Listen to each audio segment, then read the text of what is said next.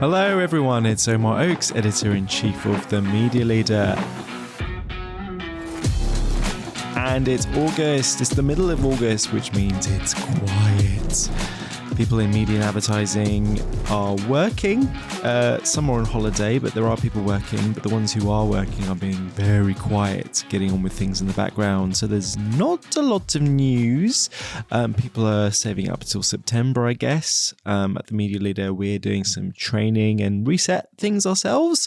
This is definitely the time of year that you should be making New Year's resolutions and thinking about how you're going to improve for the new year, I think we should think about this like the school holiday. We should structure our working years like school. Don't do New Year's resolutions in January. Definitely not. January is cold and depressing and the time to hunker down and to book holidays for the summer. So definitely August is the time to do that. So I thought instead of a regular news roundup episode, this week I thought it'd be fun to bring you a conversation from one of our events earlier this year, which is a fascinating listen. In April at our Future of Brands event, we held an AMA session. AMA, of course, which stands for Ask Me Anything. We held this session where we asked some of the brightest minds in media planning and strategy to address questions that were submitted by the audience. On this panel, we had Jackie Lyons, Chief Planning Officer for Havas Media Group. She's been on the podcast a couple of times already, including earlier this year for our big Future of Marketing collab with Bloomberg Media, which was an amazing episode. I'll link to that in the show notes.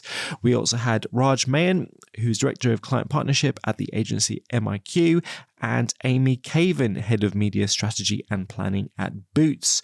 Boots, of course, being a big UK retailer that has done a lot of work on developing its retail media proposition in recent years.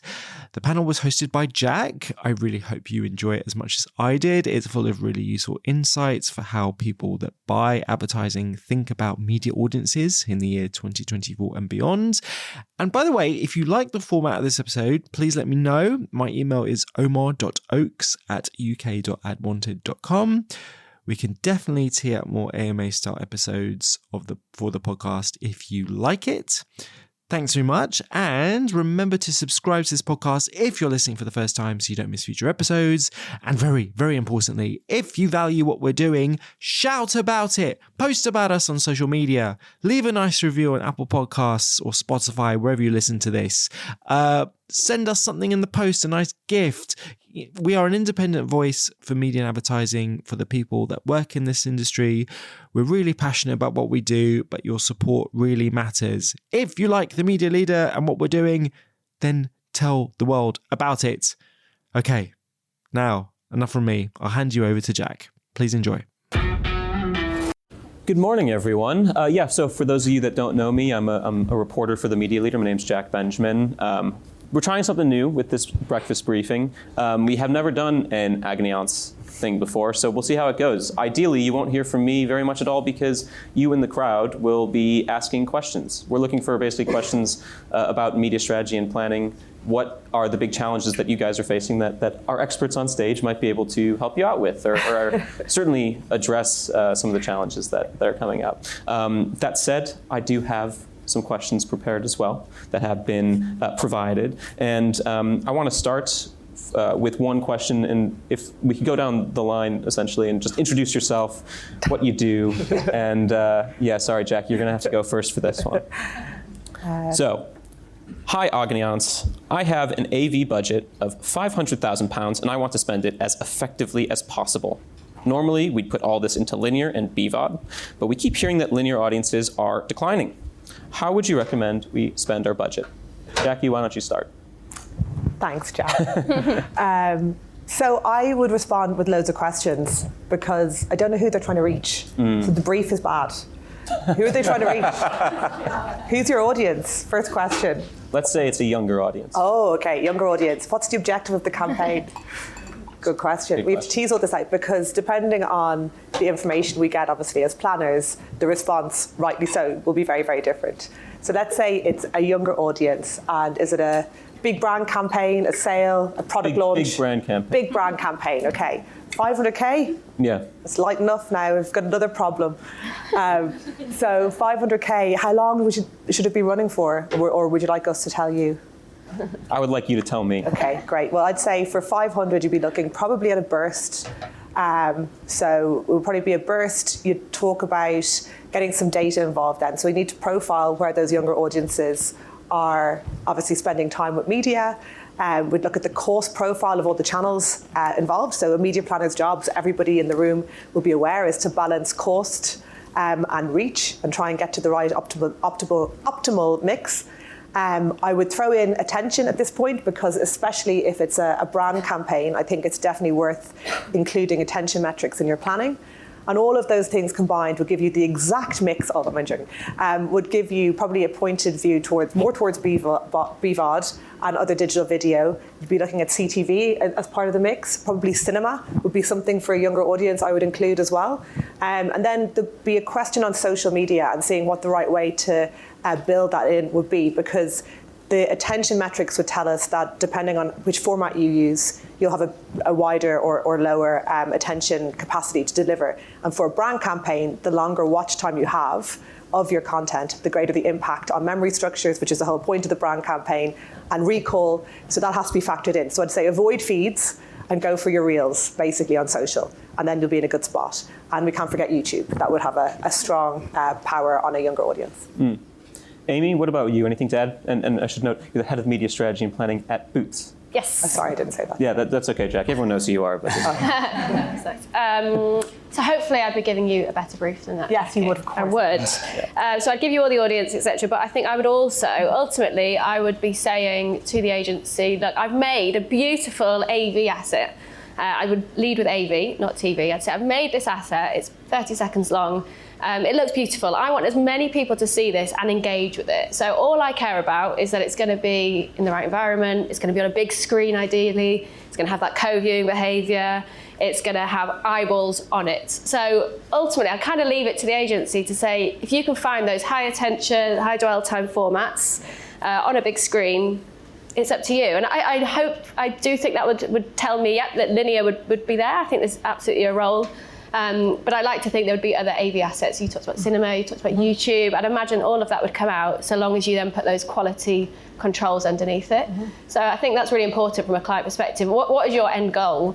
And then let the agency sort of guide you to that solution. And of course, I would also be saying, but what's worked well in the past? Because you've got to do a little bit of that. So we're very lucky to have very robust sort of measurement frameworks at Boots. That's all the data we've got.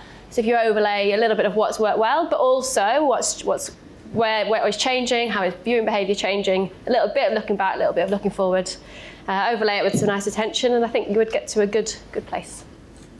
Raj, what do you think about linear versus everything else in AV? Absolutely. Morning, everyone. I'm Raj, Director of Client Partnerships at MIQ. It's a really, really interesting question. I think this idea of overinvestment into linear, and I think we can all acknowledge viewing habits are changing. I look at my own viewing habits. The only things I really watch live anymore are kind of sport and The Traitors recently, just because I couldn't deal with any spoilers in the morning. So I think we all have this gut feel that actually just investing loads into linear probably isn't the right thing to do.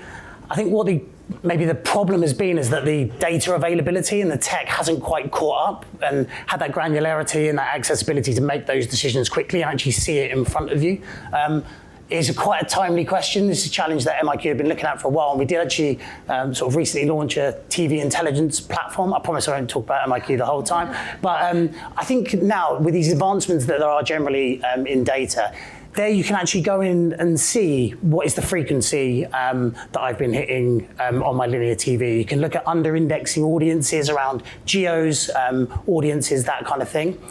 I think when you've got that data and it's clearly in front of you, you can start saying, well, what we're starting to see is that maybe the top 20% of linear audiences that you're hitting are seeing the ad 15, 20, 30 times.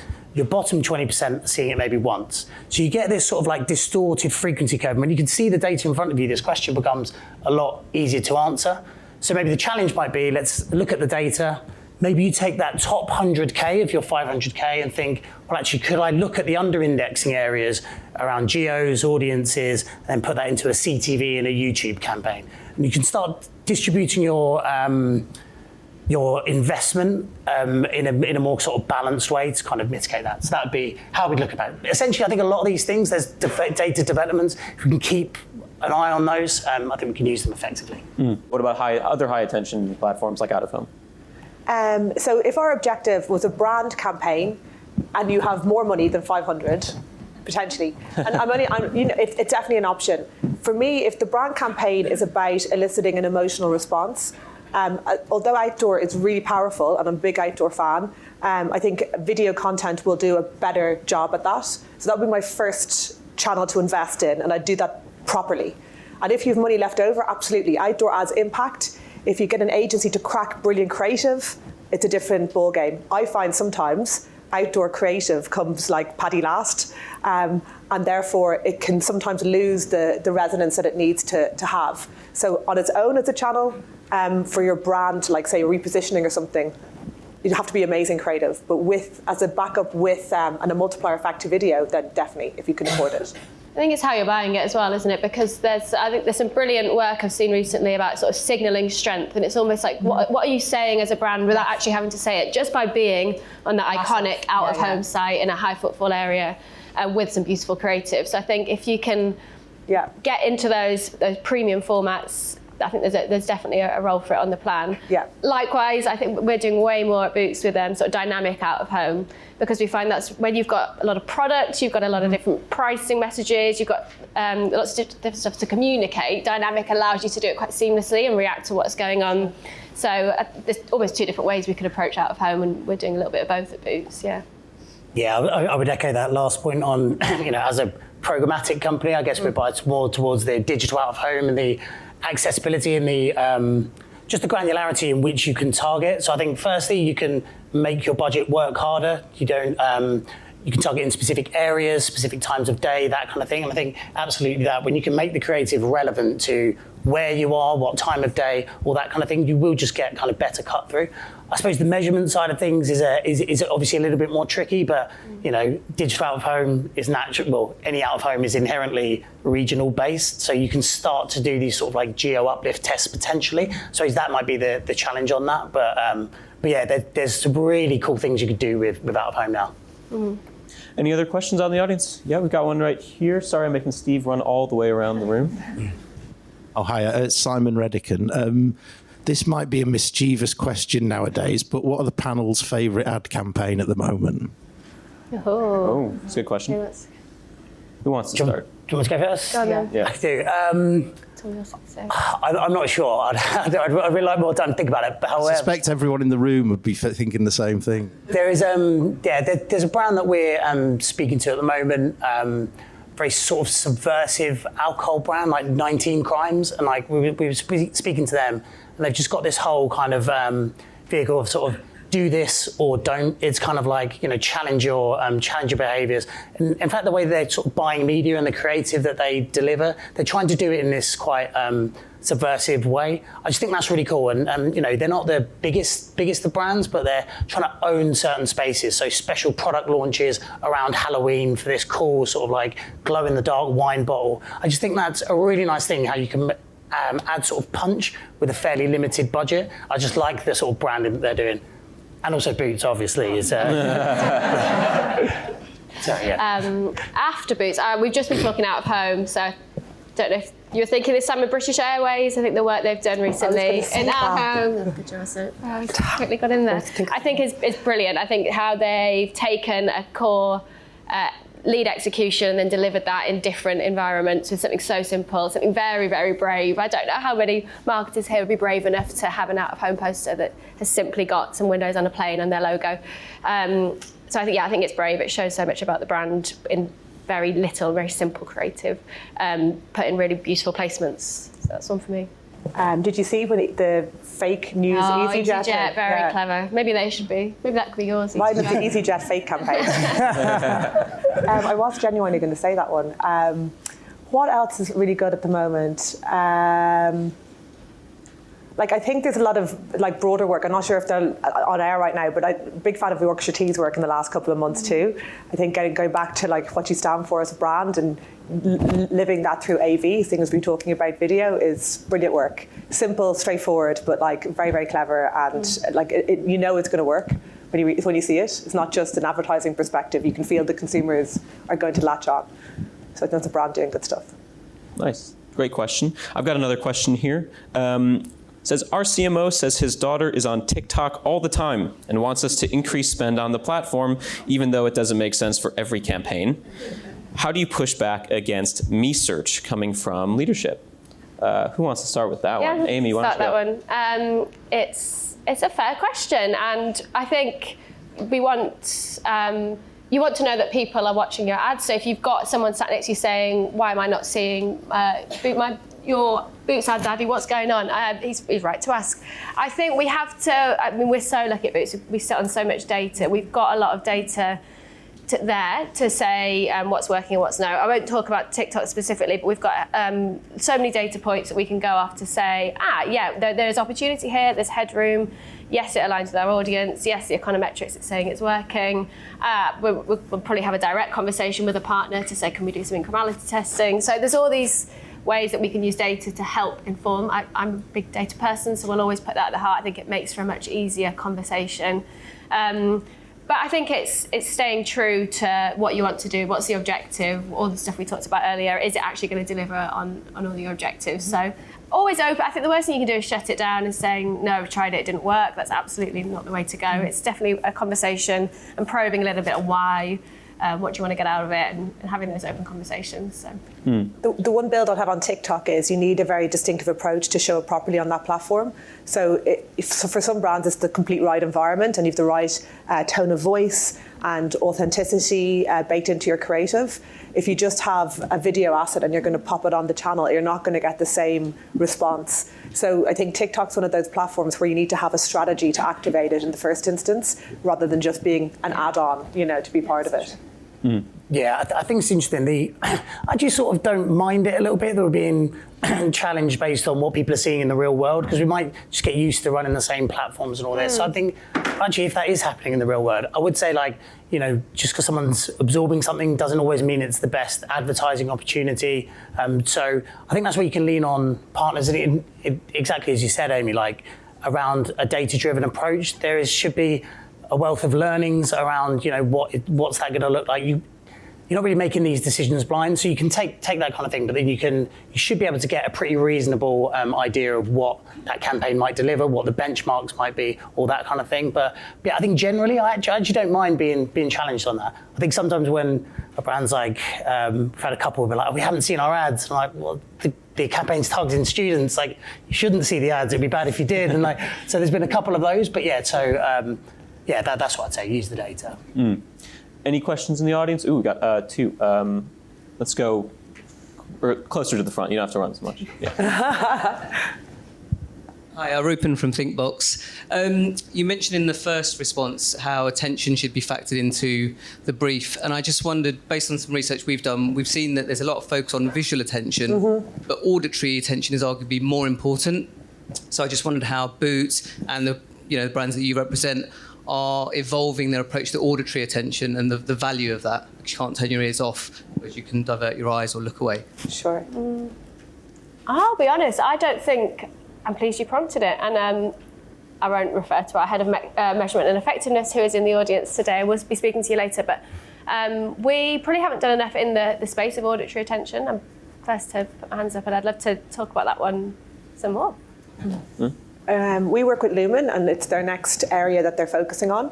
They haven't it's not fully, their data isn't fully shared yet. They've been working in pockets with clients, and it's kind of coming, if that makes sense.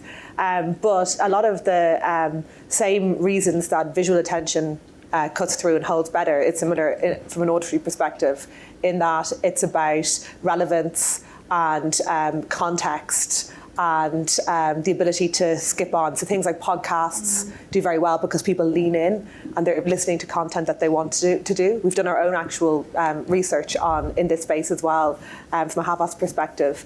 I think the bit that hasn't been properly overlaid and it's hard to stack up in media plans is the power of the overspill of visual channels and their audio properties too. So you tend to look at audio on its own and video on its own, and the grey area in between is where it gets blurry. So Spotify have a ton of video assets. So are you buying it as an audio platform or a video platform? You know what I mean? And then for passive consumption of TV, we know the power of it is also, as you say, rightly so, and I've seen your research, we've had you into our forum, is in that extra benefit of if somebody's just flicking the kettle on, they can still hear the ads, and that has a benefit too. It's really hard to quantify that in a reach curve because it's like an additional benefit. So I think you have to just take it into account as a planner rather than, at the moment, we don't have that science to knit it all together. Mm. Yeah, absolutely. It's not something personally I've seen a huge amount on. I suppose our approach is that, you know, we're the more activational end of running campaigns. I think we remain agnostic in terms of who we work with. So I think we just have teams that keep up to date with the attention specialists who will see what's available, keep an eye on their developments. And I suppose it's our responsibility to manage that whole, like, there's so many partners for a particular brand to speak to. That's what we do. We can speak to all of the different sort of partners, see what the developments are and understand when to put them on campaigns. We have attention tracking as standard on all of our campaigns now, so we can start getting benchmarks, and we can do that for auditory as well moving forward. But yeah, it's a really interesting one. I'll definitely chat to our product teams after this. Mm-hmm. There's another question in the back. Morning. I have a question around, the previous question was around TikTok, this new sort of generation or Gen Z, as it were. What are some of the challenges that you're finding with some of the brands that obviously want to speak to this audience? But like you said, Jackie, I loved how you said you need a specific sort of, if you're going to be on TikTok, you need a really impactful strategy. So what are the challenges you're finding for older sort of gen brands wanting to speak to this new audience, and how are you overcoming those challenges and still delivering them a campaign that speaks to that audience and lets that audience engage with them? Mm-hmm. So I have an example just popped into my head. It's not a Havas client, actually. It's because I was a judge for TikTok last year, and a brand that I thought did this pretty well is M&S. So they would be obviously famous for their delicious ads and their subtle voices and all that stuff. And they're on TV, they're reaching a broad audience. But on TikTok, they show up with a very different personality. And they hand off to, sometimes it's their staff in store. It's a lot of Percy Pig. It's very irreverent. And I think that's a really smart way of thinking of your whole ecosystem of touch points and key brand assets, and deciding, how can I stretch here in a credible way, in a way that will still feel authentic to a Gen Z audience, but that wouldn't alienate somebody else who might see it. So I think that's just a brand that does it quite well. It's a tricky one, though, of course, trying to be broad and super relevant. So, I mean, that must be a Boots. Yeah, 100%. So I guess we massively broad audience. So we've got one end of the spectrum. We've got a sort of a younger beauty audience that they're getting all of their inspiration from TikTok now. Mm-hmm. So whether that's product, whether it's Derm Talk, which is their new skincare regime, will all come from TikTok. But at the same time, there's a lot of crap out there that's not true. We can kind of be the trusted voice to cut through that. So that's a role for comms from a Boots perspective, to be that trusted, credible, we've been on the high street for 175 years, that credible voice. And the same on the other side of the things with our healthcare proposition, where we are going after probably a slightly older audience. But again, that audience is still going to TikTok to remedy some of their problems. So if we can be there with, again, a really helpful, relevant message that is 100% true, supported by all of the brilliant pharmacists we've got in store, etc. So bringing pharmacists onto the TikTok platform has been super interesting for us. It's almost, how do we cut through with that credible, trusted voice in a world that's starting to get, full of misinformation, etc. Yeah, absolutely. I think from our perspective, there's been a lot of focus on YouTube as well for those younger audiences, and I think it's almost checking our own maybe biases from a few years back, and like the quality of content that you can get on YouTube. This is like high production stuff now. It's not just the user generated content. There's some really like awesome stuff on there. So I think sometimes reminding brands and marketers that there's high quality things that we can do, so potentially a premium YouTube buy. Of course, as you said, like not all YouTube is equal. So I think understanding and getting really into sort of things like the YouTube API, working with partners that can really sift through that, so you get brand safety as a pre-note, brand suitability, so where it's relevant, but also just quality premium content. I think that can be a really nice way to tap into those younger audiences. So I speak to my little cousins, nephews, nieces, and they just watch YouTube. They're just constantly there. So yeah, I think that's a really important thing, and to build on top of the TikTok stuff. Mm-hmm. I have another question. Just in the speaking to the theme of today, which is creativity. It says, I work for an FMCG brand, and we don't feel our media agency and our creative agency talk to each other enough. How would you recommend we get them to collaborate together better? Perhaps, Amy, I don't know. Yeah, I think there's huge onus on the client there to make that relationship better. So, for example, it's as simple as face-to-face all agency briefings. You're all in the same room. Everyone is hearing the same message from the client at the same time. And the worst thing you can do is creative and media get briefed separately on different days. And that's the worst thing. So face-to-face, the client bringing everyone together is number one. And sort of forcing their hand a little bit to work on projects. So perhaps stuff out of the day-to-day briefs that they wouldn't normally work on that is, hey, we've got a challenge. Agencies collaboratively come together and solve this challenge for us. I think a really nice way is that we've got the agencies working together. Mm. Anything, on your end? Yeah, I guess, I suppose traditionally we sit more closer to the executional side of things when you're actually activating the campaign. So I think we see the creative process as almost like this sort of linear thing where you have the creative agency and the advertiser making the ads, and then it sort of just flows through and it comes to us at the end. I think we have a responsibility as well of also just informing our clients and creative agencies about the vehicles that ultimately you can use on a digital perspective to show the ads, ultimately where the consumers are going to see the ads. So what I mean by that is like a creative agency should know you can add an overlay to a CTV ad. You can build augmented reality into the final ads that you show. You can have these, build a game within an ad unit. That shouldn't really come at the end. I think if we were able to tell creative agencies that might inspire some of those things, because I think at the moment maybe we take assets that are already built and we try to put them into these really cool units that we can now serve ads to consumers with. So that's one element. I think that we have a responsibility to feedback what's actually possible. I think there's also just data effectiveness, like the data on like what's actually working. So minimum A/B testing certain creatives. So you give something back to the creative agency. If you're running DCO, there's all these like new AI kind of creative evaluation things that you can do. Is the logo best in the top left corner or the bottom right corner? Is it better when it's someone smiling using the product or a big product shot? All these kind of things we can start to get data on. So I think it's our responsibility as well to feed that data back to kind of close the loop. Just made me think of something there, actually. I think it's important we give time to do that. So that all takes time. Yeah, what we've started doing, briefing earlier, and then also allowing a time between, a shoot happening, campaign going live. There's a period of time where we would get together with you guys at MIQ, would have creative and media agency all in the same room. Media agency saying, right, we've put this partner on the plan for this reason. They've got this amazing new format. Creative agency, how can you deliver the best in class? And we've put that process in, so it takes a bit more time, but we're massively seeing the results of that in terms of creative fit for platform. Yeah. You sound like a dream client, can I just say?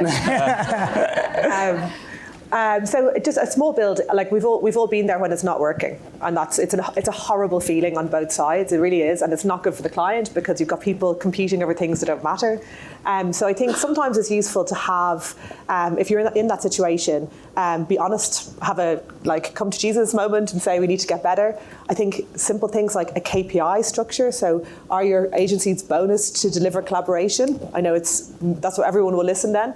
And I think you can engage the senior team, so not just the people working in the day-to-day, but their bosses and bosses' bosses to have a relationship too, and make sure that in QBR sessions, everyone has a role to play. And indeed, on those collaborative moments that we're going to respond to together, that there's a clear RACI, so everyone feels that they're contributing and has a role to play, and that one agency therefore can't feel like they're leading or bossing around the other one a little bit. It's when first half of the deck is one agency, they say, right, we're going to swap to the other computer now and plug in the other laptop. And you think, this isn't come together. No, yeah, that's a nightmare.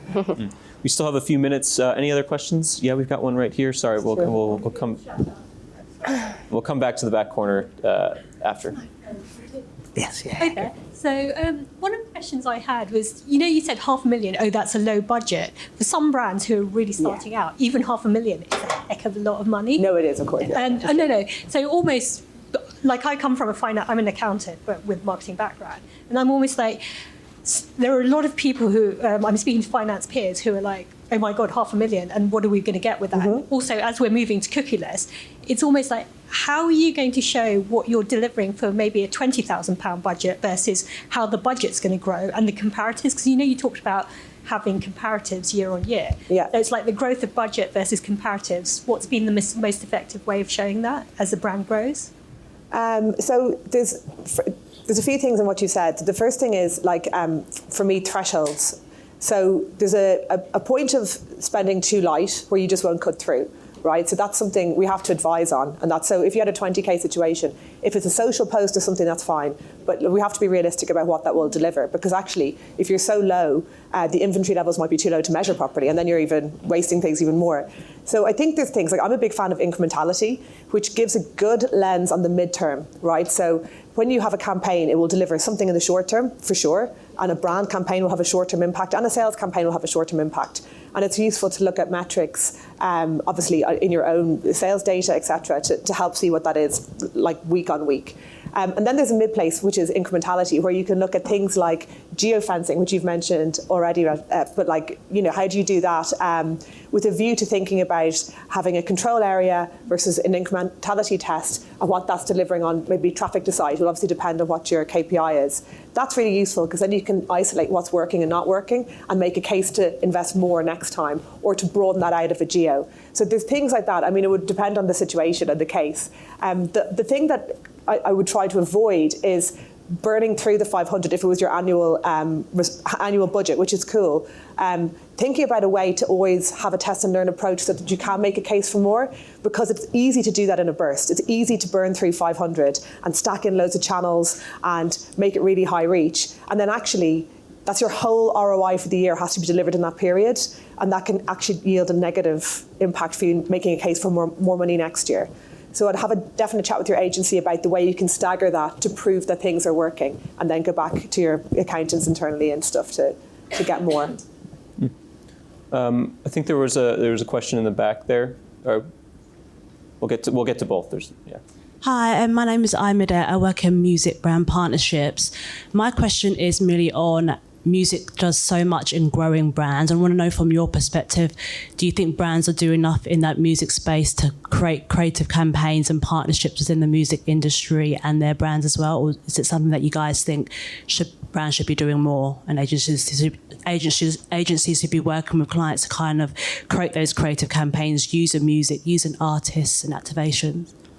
I love that. I think it can be quite scary or daunting in sometimes the music industry, because it feels like the entry point is quite high, to be associated with license the song, etc. But I think what we're doing well at the moment, so festivals is a massive part of our summer campaign, because naturally the stuff you need to take to a festival, you can get most of it from Boots. That's a plug there.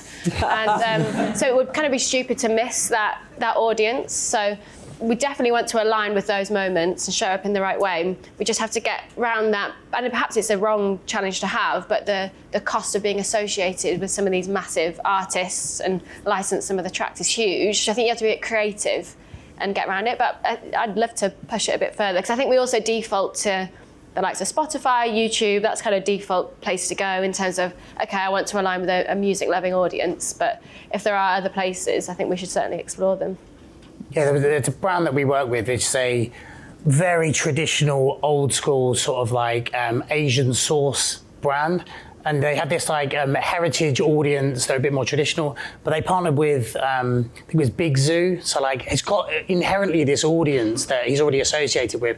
And they made this rap about an Asian sauce, which was a bit of a bizarre kind of connection, but suddenly you kind of tap into that audience. So, we're not the ones defining those strategies, but I thought it was really cool. It's a really nice vehicle to kind of push on YouTube and digital audio, that kind of thing. Yeah, that was cool. I think there's just one last question in the back that I wanted to get to. Hi there, I'm Nikki from Narrative. I just wanted to ask, so we're obsessed with the programmatic display space. We own an interactive programmatic ad unit that we're literally trying to solve the attention problem in this space, right? So I just wanted to know, have your strategies changed in terms of how you're showing up in a programmatic display because of the current challenges that a lot of brands are facing? And I'd love to just understand, like, if that part of the funnel where you're now not maybe playing in that space has changed, and where have you almost allocated budget to instead of that? Thanks. Who wants to take that on first? Do you mind? Yeah, do you want Raj? Yeah. Jackie? So just to reframe what you're saying, so you're asking, in light of attention, how we've pivoted our programmatic strategies. Yeah, and there's a big long tail, obviously. When you get into the world of programmatic, there's so many sites and so many places you can show up. So I mentioned before, but Havas are a Lumen partner. So for us, the eye tracking data is really, really valuable in this space. And so we've built marketplaces, for example, which using the Lumen tags, we can start to see the dwell time on different formats, different sites. There's like 32 billion different data sets or something that are used to build a higher quality marketplace. That means instead of having to worry about it, our clients can just choose to buy into that marketplace, and the data has allocated the budget to the right sites. We also work closely with TEEDS and MIQ and partners like that to go a step deeper. So in that case, we might start looking at, for different brands, what are the formats that are performing well within that. So it could be an MPU, or it could be news content, like the site and context and parts of sites. You might have things like we're looking at like combinations of DCO and what like words are driving better attention. So we can start to get into real granular learnings about that. So the big thing I'd say is you need a client who's on that journey. So there's no point in us waving a Lumen logo around and a set of slides unless the client's willing to go and help us test and unpick what bits of that programmatic puzzle are working best for them. I think we'll have to leave it there. This clock is flashing at me. I hope you've all found this really useful. I found it really fun. Hopefully a good way to wake up in the morning. So thank you so much, and give a big round of applause.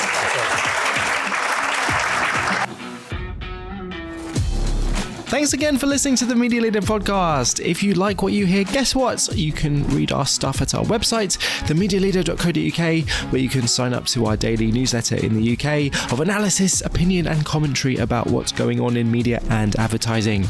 You can also find us on YouTube. We are posting video interviews and clips from our live events. And don't forget to check out our LinkedIn page, which is often a very interesting way to see what people in the industry are saying about our articles and the issues we write about. Anyway, get back to work. Catch you next time. Bye bye.